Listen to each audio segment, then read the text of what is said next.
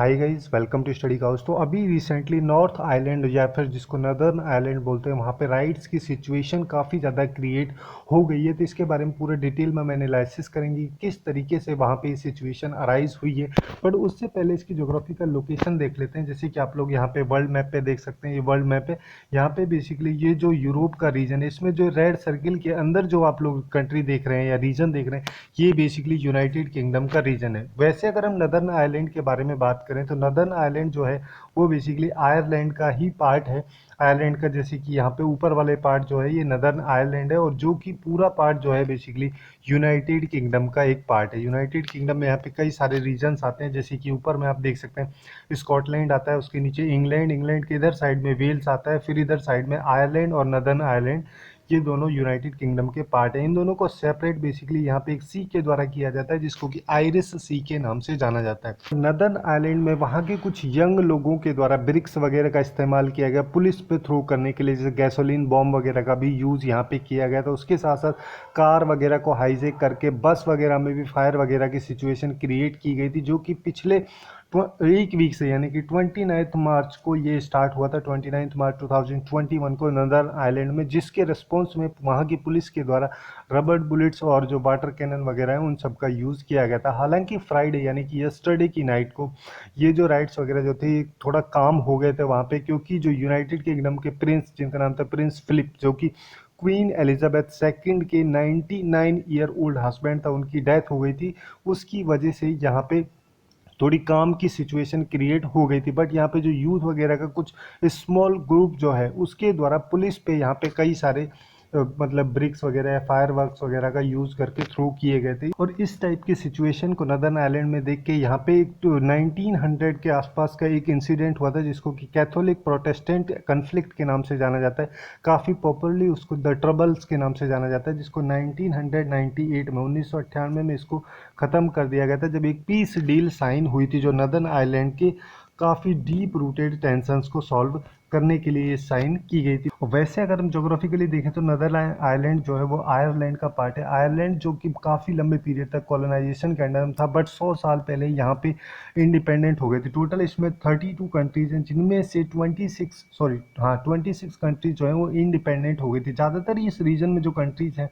वो Roman Catholic majority की countries हैं। और अगर हम आयरलैंड की बात करें, नदर्न आयरलैंड की, जिसमें टोटल 6 कंट्रीज़ हैं, और इन 6 कंट्रीज़ में से ज़्यादातर जो कंट्रीज़ हैं वहाँ पे जो मेजोरिटी पाई जाती है वो प्रोटेस्टेंट मेजोरिटी पाई जाती है, ना कि कैथोलिक मेजोरिटी। यहाँ पे कैथोलिक माइनॉरिटी पाई जाती है। और नदर्न आइलैंड जहाँ पे की प्रोटेस्टेंट की मेजोरिटी, उन सब के द्वारा जब गवर्नमेंट रन की जाने लगी तो उस पीरियड में जो कैथोलिक माइनॉरिटी थी उसको वहाँ पे डिस्क्रिमिनेशन फील हुआ, चाहे जॉब हो, हाउसिंग की सिचुएशन है, या फिर किसी भी और एरिया को अगर लें तो वहाँ सब पे उनको डिस्क्रिमिनेशन फील हुआ था, जिसकी वजह से 1960 में वहाँ पे कैथोलिक सिविल राइट्स की मूवमेंट स्टार्ट हुई थी, और जिसके द्वारा यहाँ पे डिमांड की गई थी कि जो भी प्रोसेस है नदर्न आइलैंड में, इसमें कुछ चेंजेस किए जाने चाहिए, जिसको कि यहाँ पे वहाँ की जो गवर्नमेंट और पुलिस फोर्स थी उसके द्वारा हैविली क्रिटिसाइज किया गया था। फिर उसके बाद में होता क्या है कि कुछ लोगों के द्वारा, कुछ तो कैथोलिक माइनॉरिटी के लोग हो गए और कुछ जो प्रोटेस्टेंट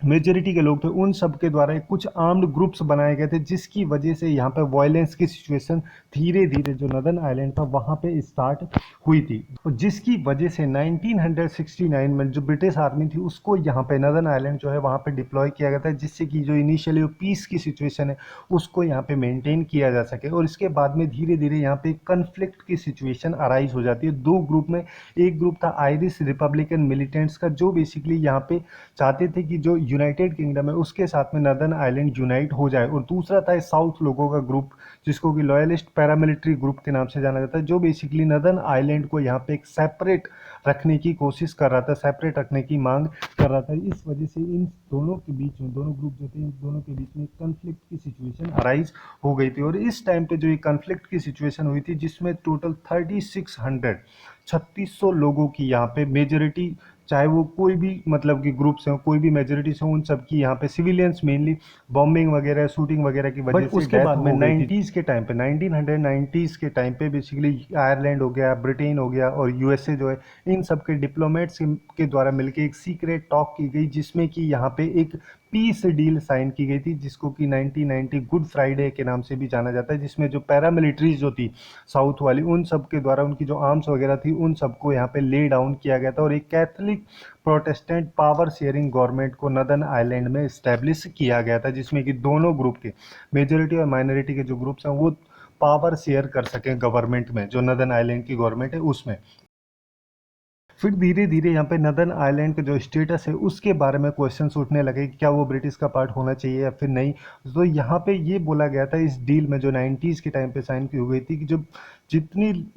पीरियड तक जो नदर्न आइलैंड की मेजोरिटी है वो चाहती रहेगी कि वो ब्रिटिश का पार्ट रहे, तब तक वो रहेंगे, और फ्यूचर रेफरेंडम वगैरह अगर कोई चलाया जाएगा तो उसको भी यहाँ पे रूल आउट नहीं किया गया था। उसके बाद में होता गया कि धीरे धीरे यहाँ पे कुछ जो स्मॉल आयरिश रिपब्लिकन आर्मी के जो ग्रुप्स हैं उन सब के द्वारा ओकेजनली अटैक्स वगैरह किए जाते, जो सिक्योरिटी फोर्सेज होती है उन सब पे, जिसकी वजह से धीरे धीरे यहाँ पे सिचुएशन चलती रहे। और नदर आइलैंड के जो भी राइट्स वगैरह होते हैं इन सब में ब्रेक्जिट का भी काफ़ी रोल है, क्योंकि जब यूनाइटेड किंगडम जब यूरोपियन यूनियन से, जो कि 31 मार्च 2020 को अलग हुआ था, तो उसके बाद में काफ़ी ज़्यादा प्रॉब्लमेटिक सिचुएशन नदर्न आइलैंड में क्रिएट हो गई थी, क्योंकि जो यूनाइटेड किंगडम का एक ओनली पार्ट है जो कि यूरोपियन यूनियन के जो नेशंस हैं उन सब के साथ में ये बॉर्डर करता है। बेसिकली यहाँ पे जो ब्रिटेन और यूरोपियन यूनियन जो थे उन सब के द्वारा यहाँ पे एग्री किया गया था कि जो आयरलैंड है उसको यहाँ पे बॉर्डर नहीं बनाया जा सकता ब्रिटेन और यूरोपियन यूनियन का, क्योंकि यहाँ पे पीस प्रोसेस वगैरह जो है उस सब के लिए एक रिस्क क्रिएट हो सकती है, जिस वजह से यहाँ पे एक अल्टरनेटिव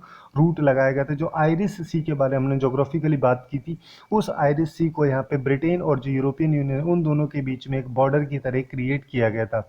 जो कि नदर्न आइलैंड के जस्ट पास में। बेसिकली नदर्न आइलैंड और जो यूनाइटेड किंगडम का बाकी पार्ट है उन दोनों के बीच में ये लोकेटेड है, जिसकी वजह से होता क्या है कि जो नदर्न आइलैंड का जो प्लेस है यूनाइटेड किंगडम में, उसकी पोजीशन धीरे धीरे वीक होने लगती है। तो इस वजह से ही यहाँ पे ये जो ब्रेग्जिट है इसकी वजह से राइट्स वगैरह की सिचुएशन अराइज होती है। और अभी रिसेंटली यहाँ पे हुआ क्या है कि जैसे नदर्न आइलैंड का ये वाला जो पार्ट है जिसमें कई सारी कंट्रीज हैं, यहाँ पे दो मेन रीजन है।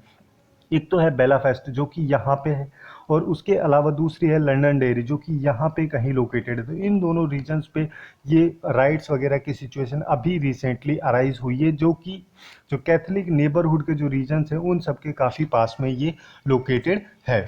और जब ब्रिटेन के द्वारा यूरोपियन यूनियन को 31 दिसंबर 2020 को जब छोड़ा गया था, तो उस टाइम पे कुछ नए ट्रेड एग्रीमेंट्स वगैरह साइन हुए थे। क्या क्या एग्रीमेंट्स हैं उनसे रिलेटेड आपको वीडियो नीचे डिस्क्रिप्शन में मिल जाएगी, आप लोग वो चेकआउट कर सकते हैं। तो उसकी वजह से जो नदर्न आइलैंड का रीजन है वहाँ पे काफ़ी इरिटेटेड सिचुएशन क्रिएट हो गई थी। वहाँ पे लोगों में धीरे धीरे फियर काफ़ी ज़्यादा बढ़ने लगा, और ये फियर तब जाके काफ़ी भयंकर हो गया था जब फरवरी मंथ में यूनाइटेड किंगडम के द्वारा जो बॉर्डर स्टाफ वहाँ पे डिप्लॉय किया गया था टेम्परेरली, उसको वहाँ से विड्रॉ कर लिया गया था, जिसकी वजह से जो नदर्न आइलैंड के जो लोग हैं उन सबको ये फील होने लगा कि जो नदर्न आइलैंड की जो पोजीशन यूनाइटेड किंगडम में वो धीरे धीरे वेकन होने लगी है। तो जिसकी वजह से ये राइट्स वगैरह की सिचुएशन नदर्न आइलैंड में क्रिएट हुई। सो आज के लिए बस इतना ही। Hopefully you guys find it useful, and if you find it useful then do like share and subscribe to study couch. Thanks for watching and have a good day.